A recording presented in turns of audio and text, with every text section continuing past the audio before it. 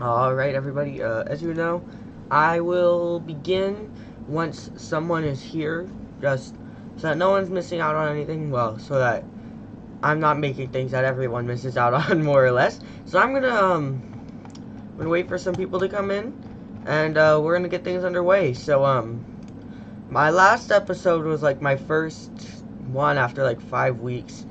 So I'm still kind of, like, just coming back to doing this whole process, but I have everything figured out for today's video, hopefully. So, we're gonna we're gonna wait for someone to get here. So, as you guys know, if you've been here before, I start the stream if I either see a like or a comment. Oh, there we go, a comment. All right, so we're gonna get started, and I'll answer that just because I haven't quite gotten into the weekend recap yet.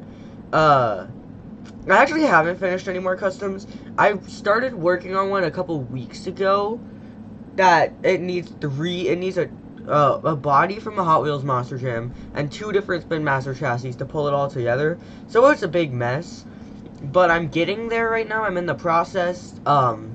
It's a really tough one. There's a lot of detail. So I'll see when that gets finished if I don't do another one in that time. But I'm not gonna be able to do one this weekend, and I'll explain why in just a little bit. So we're gonna hop into the action here with the past weekend recap. Now, there were 4 stops this past weekend. Stadium Tour Blue was tired, but I mean, they're getting all their trucks back together, especially Ryan's. So hopefully all their trucks are back and ready to rock this weekend when I'll be seeing them.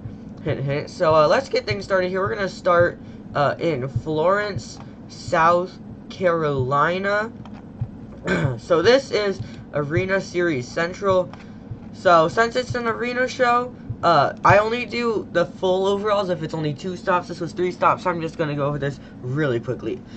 Friday night, we saw John Zimmer Jr. and Terminal Velocity get the win, with Brandon Telechka and Just Gator done second generation in second. On Saturday afternoon, we saw John Zimmer Jr. get the win again, with Jamie Sullivan in second, and then on Saturday night, we saw Brandon Vincent get the win, which he was pretty silent the rest of the weekend up until this point, with Zach Garner in second. So it was kind of all over the board. John Zimmer Jr. definitely did have the most consistency. This was also not for points. There were only 6 out of 8 competitors at that event, so it's not a for points event, even though it is still a limited arena lineup. It's even more limited than most arena lineups would be. We also have Macon, Georgia with Arena Series East. This is another not for points event, I believe. This is also just 6 trucks. So, again, it's 3 events, so we're just going to go over this pretty quickly. All 3 events were won by Weston Anderson and the Gravedigger, with 2 second places going to Lindsey Reed and 1 going to Chad Tingler, which is pretty good. I mean, he's had some good events, but most of the season he's been sleeping a little bit, but he's gotten some good stuff going, fortunately. And Friday and Saturday night were both Weston Anderson full event sweeps, I think. Yeah, they were both full event sweeps for Weston Anderson. Lincoln, Nebraska had Arena Series West, which was the only Arena Point Series event that was actually 4 points. So we're going to start Friday evening. Again, it's 3 events, so I'm just going to go a little bit more simplified. So on Friday night, we saw Tristan England get the win with Elvis Linus in second. On Saturday afternoon, we saw Tristan England get the win again with Elvis Linus in second. And then Saturday night, we saw Kristen Anderson get the win with Tristan England in second. So Tristan England definitely had the best weekend for Arena Series West. Unfortunately, David Olfer did not get exactly the weekend he was looking for, and I've been rooting for Team Throttle Monster this year. I really want them to make it to the World Finals, and right now, I wouldn't doubt that Travis Mowry could make it if he just keeps up the action, which we'll get to talking about him in just a couple seconds, because now we're heading into Stadium Tour Red this past weekend. Stadium Tour Red is headed all the way over to the East Coast, and that is where all their upcoming events are going to be taking place. They have Syracuse, Philadelphia, and East Rutherford all coming up out that way. The only exception is that they're going to be heading down to Atlanta. But this past weekend they were in Syracuse for only 1 show, which was Saturday night. And because of that, we're going to go over the full event results. Now, this was Stadium Series Red. If you want to know the lineup, it is pretty much anywhere that Monster Jam is. YouTube, Monster Jam website, whatever. You can find this lineup literally anywhere. So I'm not going to go over the lineup and waste everybody's time. I'm going to start talking about everything you guys need to know. We'll start in racing in the semifinals. In the semifinals, we see Adam Anderson and the Gravedigger defeat Camden Murphy and the Bakugan Dragonoid, and we see Mike Christensen and Vendetta defeat Todd LeDuc and the Megalodon. Now, I believe Mike Christensen has made it to the racing finals before. He has yet to get a win, which does tell you the finals. Adam Anderson is going to be able to beat Mike Christensen and get the racing win. In the Great Clip Skills Challenge, we're going to start in 5th place with Todd LeDuc and the Megalodon with a 7.093. Wasn't particularly incredible. In 4th place was Kayla Blood and the Soldier Fortune. She had a couple good little moonwalk attempts, but not super outstanding ones. In 3rd place was Tom Metz and Max D. He probably would have got the win. He did a maximum moonwalk off the container, and I bet he would have won it, but on his second hit, he tried to do a momentum moonwalk, and he didn't get the pop he needed. In 2nd place was Adam Anderson and the Gravedigger. To be completely honest, I don't even remember what he did, but it was enough to get him 2nd place, so there's that going for him with an 8.385. But the Great Clip Skills Challenge winner was Bryce Kenny in the Great Clips Mohawk Warrior. It fits perfectly. He wins with an 8.805, and right now, he's got some more big points to his name. Now, keep in mind, in racing, he got out in the quarterfinals, so he didn't get that many points in racing, but he does end up getting the Skills Challenge win.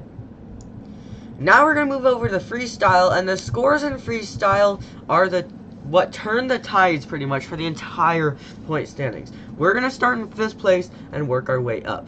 In 5th place was Jamie Garner in the Ultra Loco with a flat 8.4.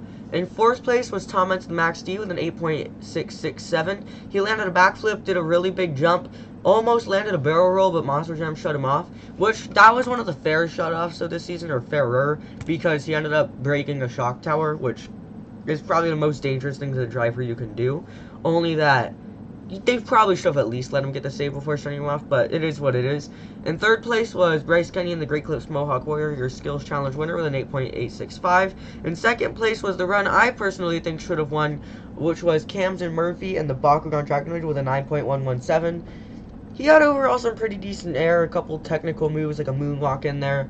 He lands a backflip, it was more like a backflip to stoppy than a backflip to moonwalk. He didn't really hold it that long or get very much distance with it. And he follows it up with a massive send. Might have been bigger than what we even saw from Ryan Anderson last weekend. The weekend before the weekend I'm covering. He goes huge. He basically does clear the pod of the paperclip, and he goes so much speed into the berm that he does like a 3/4 of a backflip emitter, lands on the lid. It was a really cool crash, but unfortunately that would only be enough to get him 2nd place. Finally, in 1st place, your freestyle winner, and this was a pretty cool win, although I don't personally think it should have won. I'm not going to count this out as a disappointing win because it was an awesome win. Nick Pagliarulo went out 1st in freestyle, but he came out victorious with a 9.14. That's a flat score. So, personally, I don't think it should have won, but it's definitely a top 3 run for me. She got alright air. I mean, he got alright air throughout the run. He did a stoppy, I think, or 2.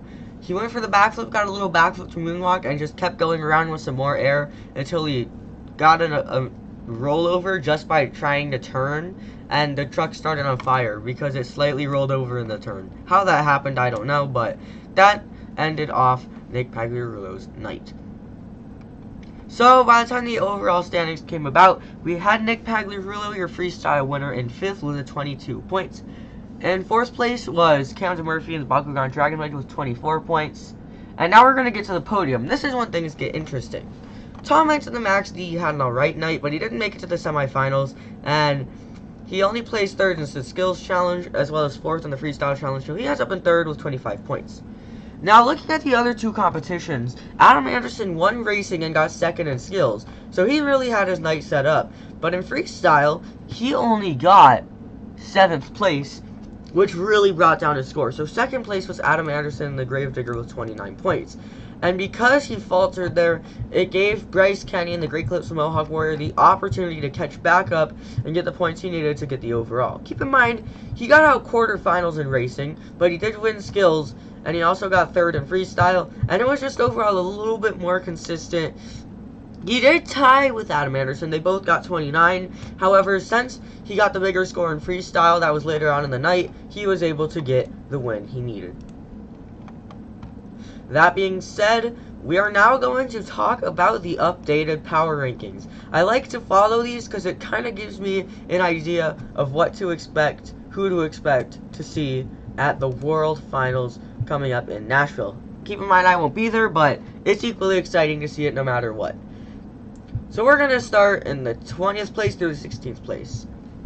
Right now in the 20th place is Travis Mowry and the Velociraptor. Cole Vennard falls 2 places back into 19th. Corey Rummel goes up a spot in the Megalodon up to 18th, and Todd LeDuc goes up a spot into 17th. Dalton Widener remains in 16th, Caleb Blood remains in 15th, Kristen Anderson remains in 14th, Armando Castro remains in 13th, and John Zimmer Jr. remains in 12th. But in 11th place, Tom Mentz, who is 1 spot lower than last weekend, and Barry Musauer also falls 1 spot down to the 10th, with Bryce Kenny in 9th, which is 2 spots higher than last weekend. Brandon Vincent, the Gravedigger, remains in 8th. Elvis Linus and El Toro Loco remains in 7th. Camden Murphy and the Bakugan Dragonoid remains in 6th. Adam Anderson and Gravedigger remains in 5th. Tristan England and Earthshaker remains in 4th. Ryan Anderson and the Son of a Digger goes down 1 spot into 3rd. Weston Anderson and the Gravedigger goes up 1 spot into 2nd. And Tyler Mendiga and the Gravedigger continues to lead the power rankings in 1st place. So the power rankings, it wasn't any very massive changes. Like, some weekends we've seen, like, +9 and stuff.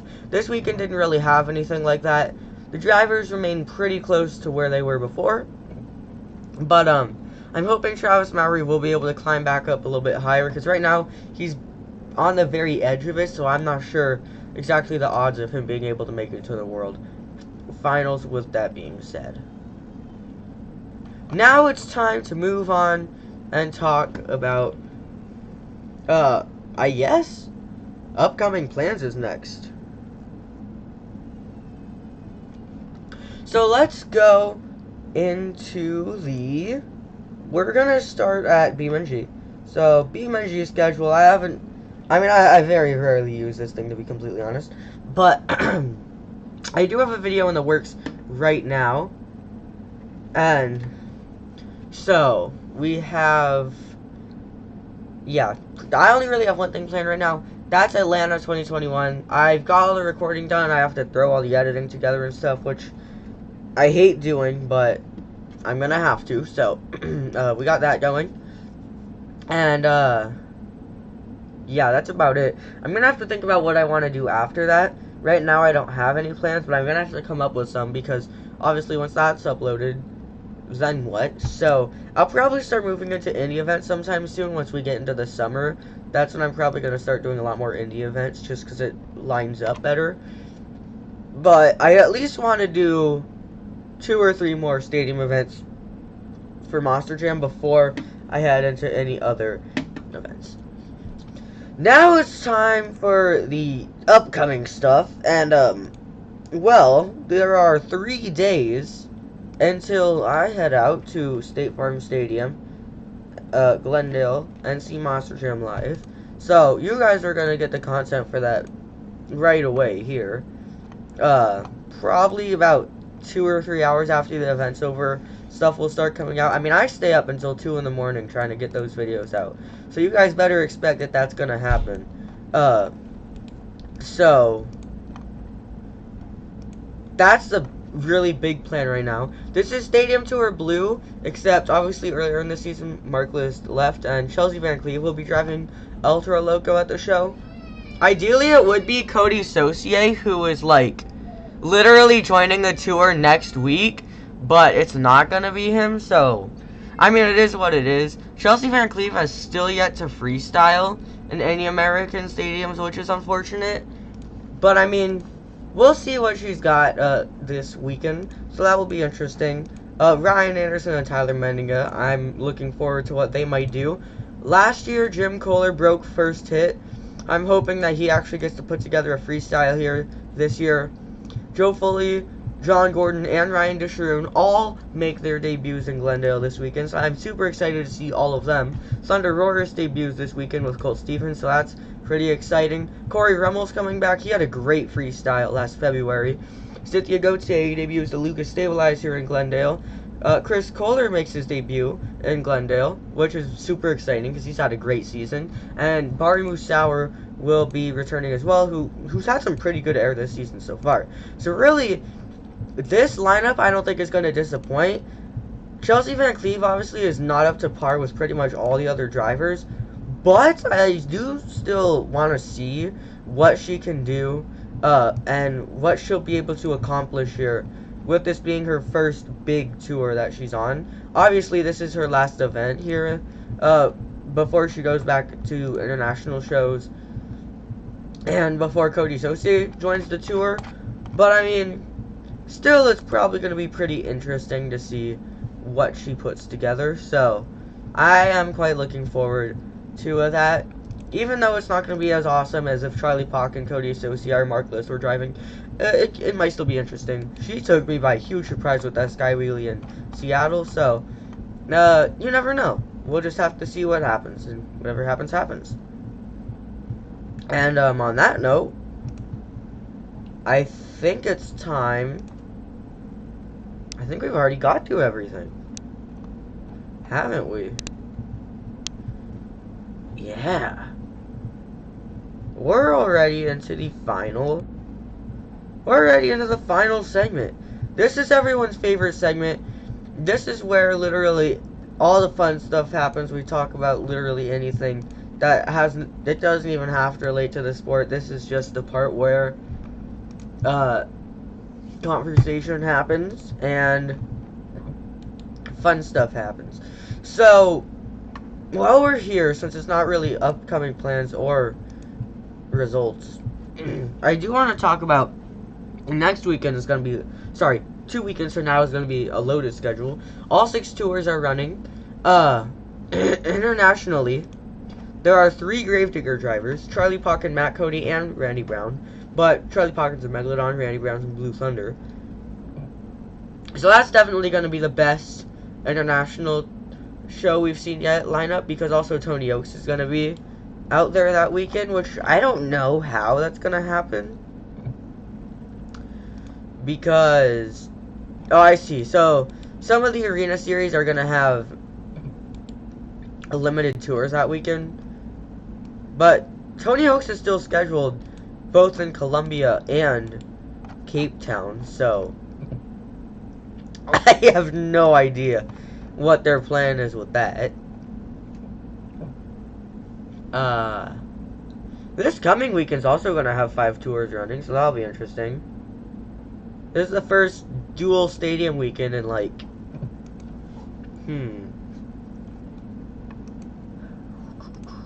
6 weeks?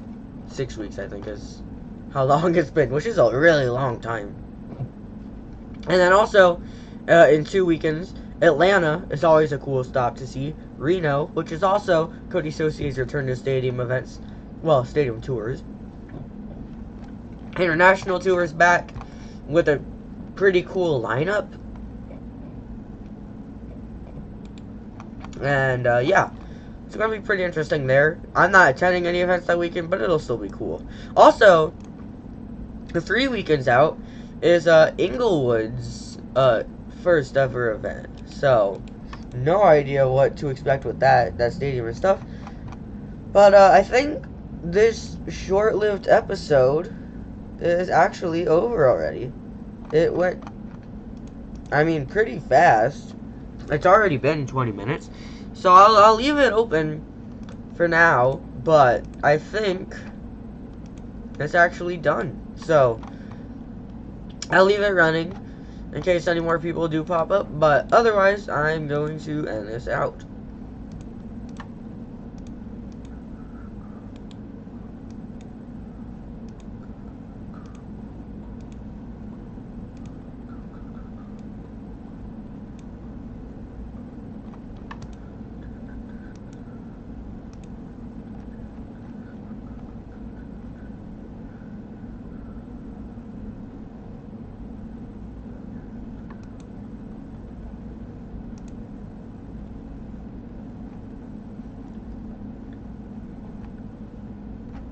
I wonder.